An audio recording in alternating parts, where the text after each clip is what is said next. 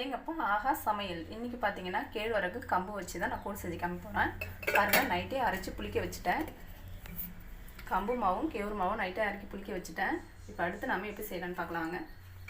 இப்போ பார்த்தீங்கன்னா கூழ் செய்கிறதுக்கு நான் ஸ்டவ் ஆன் பண்ணிட்டேன். ஒரு குக்கர் வச்சுருக்கேன். அடுத்து 1 லிட்டர் தண்ணி சேர்க்க போகிறேன். நல்லா குக்கர் நல்லா காஞ்சிருக்கணும். அதுக்கப்புறம் 1.5 லிட்டர் தண்ணி விட்டு நல்லா கொதிக்க வச்சுட்டு அதுக்கப்புறம் பார்த்திங்கன்னா நம்ம புளிக்க வச்ச மாவை ஊற்றி கிண்ட போகிறோம். தண்ணி நல்லா கொதித்து வந்துடுச்சுங்க. அடுத்து நம்ம மாவை புளிக்க வச்சோம்ல, அந்த புளிக்க வச்ச மாவை எடுத்து இப்போ நாம் ஊற்றிடுவோம். இப்போ ஊற்றி விட்டுட்டு உடனே கிண்டி விடுங்க. அடிப்பிடிக்கும். நல்லா கிண்டி விட்டுட்டே இருங்க. நமக்கு தண்ணி எக்ஸ்ட்ரா தேவைப்படும். ரொம்ப இருக்கிற மாதிரி இருந்துச்சுன்னா தண்ணி ஊற்றிக்கலாம் கொஞ்சம். இப்போ நம்ம ஊற்றினோம் இல்லையா, அதில் கொஞ்சம் தண்ணி எக்ஸ்ட்ரா தேவைப்படுது. அதை நான் கலக்கி கொஞ்சம் ஊற்றிக்கிறேன். இப்போ இந்த கம்பு கம்பு மாவு ஊற்றிருக்கோம். அதனால் நல்லா கிண்டி விட்டுட்டே இருக்கணும். மெயினாக அடி பிடிக்காமல் பார்த்துக்கணுங்க.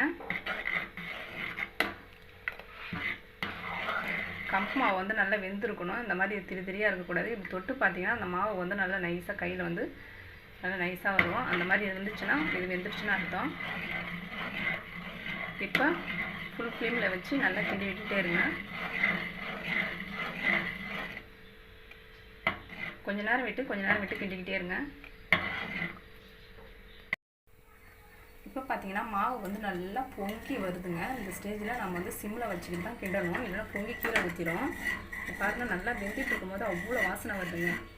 நல்லா மணமாக இருக்குது.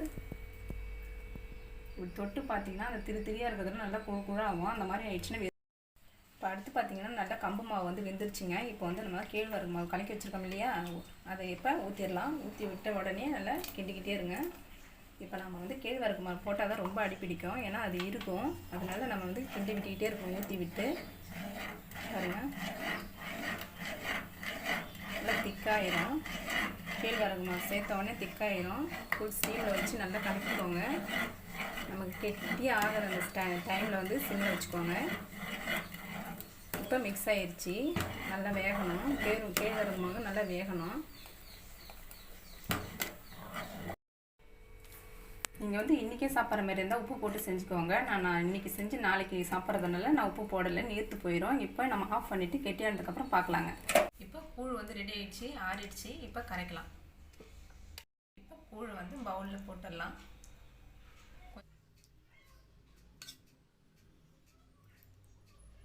இப்போ இதை கரைச்சிடலாம். தேவையான அளவில் சால்ட் சேர்த்துடலாம். இப்போ ஒரு விஸ்கு வச்சு நாம் இது கட்டி இல்லாமல் கரைச்சிடலாம். தேவையான அளவு கொஞ்சம் சால்ட் சேர்த்துக்கலாங்க. இதை மிக்ஸ் பண்ணிக்கோங்க. கொஞ்சமாக தேவைக்கான தண்ணி விட்டுக்கலாம்.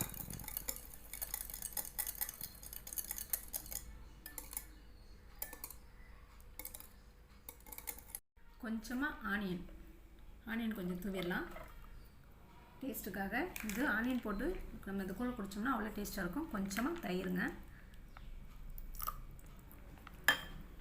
நம்மளோட ஹீட்டை குறைக்கிறதுக்காக இந்த 2 பொருளையும் சேர்க்குறோம். இது போட்டு குடிச்சோன்னா வாசனையாக இருக்கும், அருமையாக இருக்கும், அவ்வளோ டேஸ்ட்டாக இருக்குங்க. ஒரு சொம்பு கூட ஒரே வேளை குடிச்சிடலாங்க. அவ்வளோதாங்க. இப்போ கொஞ்சமாக மிளகாய்,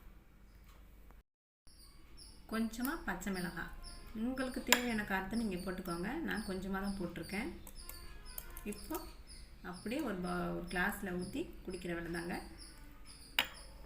இப்போ பார்த்தீங்கன்னா கூழை கரைச்சாச்சு. கம்பு மாவு கேழ்வரகு மாவு இது 2 சேர்ந்து கூழ். இது உடம்புக்கு ரொம்ப நல்லதுங்க. இது எங்கே கிடைச்சாலும் கண்டிப்பாக வாங்கிட்டு வீட்டிலே ட்ரை பண்ணி சாப்பிடுங்க. தயிர் விட்டுக்கலாம். கொஞ்சமாக ஆனியன் தூவிக்கலாம். அப்படியே எடுத்து குடிக்கிற வேலை தாங்க. இந்த தயிர் இந்த வெங்காயத்தோடு சாப்பிட்டோன்னா அந்த கூழோட டேஸ்ட்டே வேறு லெவலுங்க. அட்டகாசமான கூழுங்க. கம்பு மாவு கேழ்வரகு மாவு 2 சேர்ந்து செம்மையான ஒரு கூழ். அதுவும் தயிரோட வெங்காயத்தோட பச்சை மிளகாய் விட அற்புதமாக, வெயிலுக்கு ரொம்ப இதமாக இருக்கும். பிடிச்சிருக்கும். லைக் பண்ணுங்கள், ஷேர் பண்ணுங்கள், மறக்காமல் சப்ஸ்கிரைப் பண்ணுங்கள். நன்றி. பாய்.